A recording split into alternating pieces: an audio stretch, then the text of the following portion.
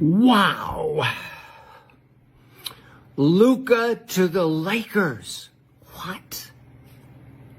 Anthony Davis to Dallas. Huh? Advantage Dallas, at least for now. I've told you again and again, I really like this Lakers team as is. I didn't even think they needed to make a big move at the trade deadline to get good enough to get to at least the Western Conference Finals. I picked them before the year to get to the finals because they had 2 top 10 players, including 1 top 5 player, Anthony Davis, a first-team all-defense player whose PER, the performance efficiency rating from John Hollinger, is top 5. I know he's been hurt here with an ab strain, but he's going to be fine. He was supposed to be back by the time the Lakers play at Clippers. And you just gave it all up for the distant future? That's what the Lakers just did. This is a Jeannie Buss special. She needs a superstar post-LeBron. Luca is still 25. He's almost 26, but he's still, as we speak, 25 years of age. This is a move for the long term for the Lakers for when there's no more LeBron, and I don't know exactly when that's going to be. But with a 25-year-old Luca, you're good to go. You're good to gold. You've got your superstar for the next, 10-ish years? 12 years? I don't know. Luka doesn't take care of himself the way LeBron does, but he could play 10 more good to great years. Great to really great years.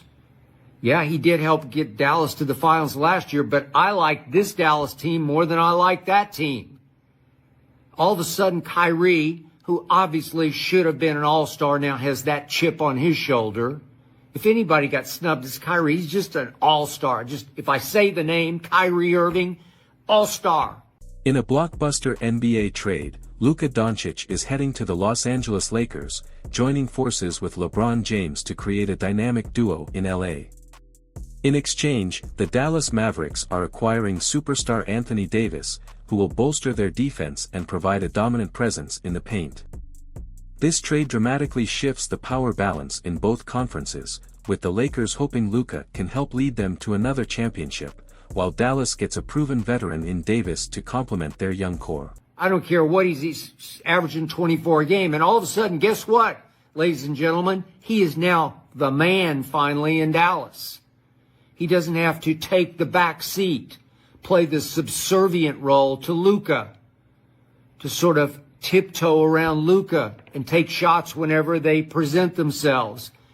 If Luka gets tired or bored, now Kyrie is the man, and AD gives them a defensive presence they have not had. And Derek Lively, unfortunately, got hurt, has a stress fracture. He's gone for a 3 months. I don't know, but maybe they could get him back as just a 7-foot presence, sort of like a Jackson Hayes, who now steps up into the starting role in place of Anthony Davis, unless the Lakers do make another big move before the trade deadline. Is there one more big domino to fall in Lakerland? Are they going to go get another big to replace AD? I don't know. They don't grow on palm trees out here in California. It looks like it'd be Jackson Hayes. And again, I have liked this Laker team, but I like Max Christie a lot. He is an emerging 3-and-D legit player. He's a legit. And he's only I think he just turned 21. I believe. I didn't have time to look this one up, but he's a baby.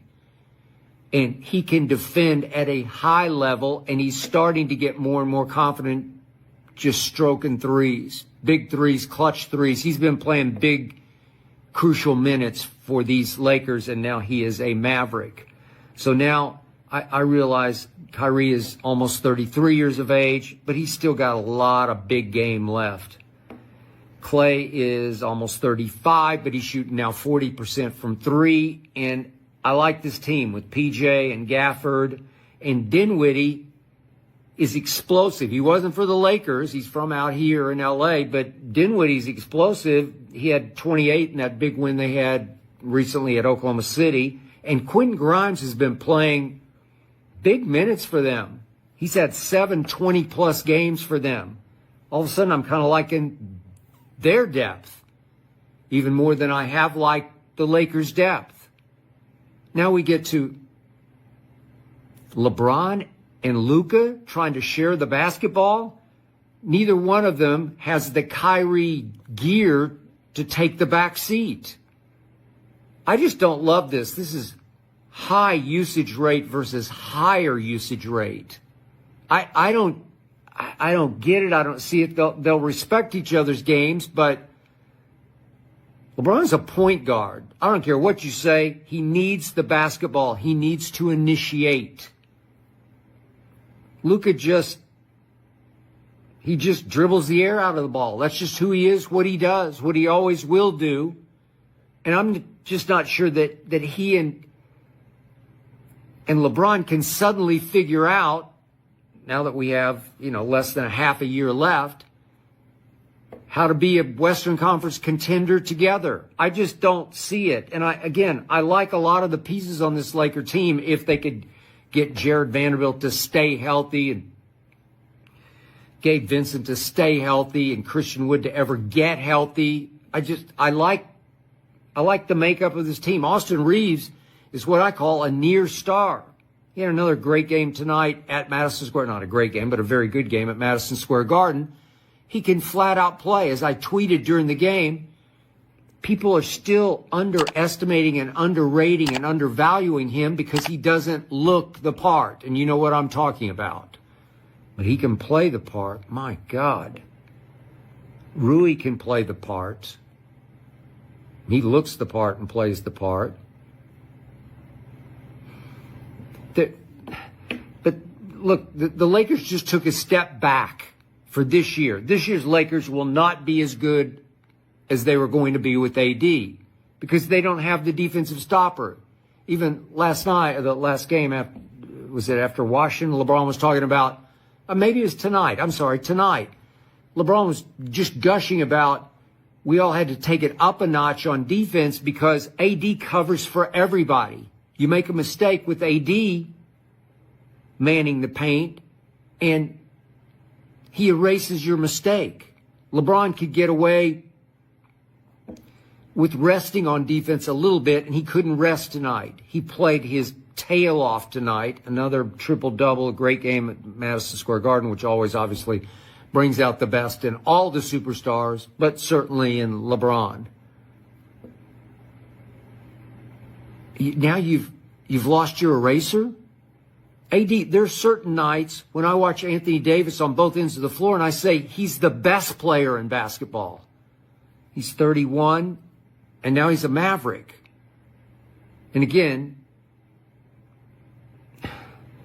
obviously, Laker brass, Pelinka can sit back, Rob Pelinka, and say, well, where have we gotten with LeBron and AD? Well, in the bubble, in the pandemic, the Mickey Mouse Championship, they broke through and won it together. But since then, they've been playoff busts together. The decision by the Dallas Mavericks to trade Luka Doncic to the Los Angeles Lakers in exchange for Anthony Davis could have been influenced by a combination of strategic and long-term factors. First, while Luka is undoubtedly a generational talent, Dallas might have recognized that the team's current roster and structure weren't yielding consistent championship contention. Despite Luka's brilliance, the Mavericks have struggled with building a reliable supporting cast around him, and as a result, the team has faced early playoff exits in recent seasons.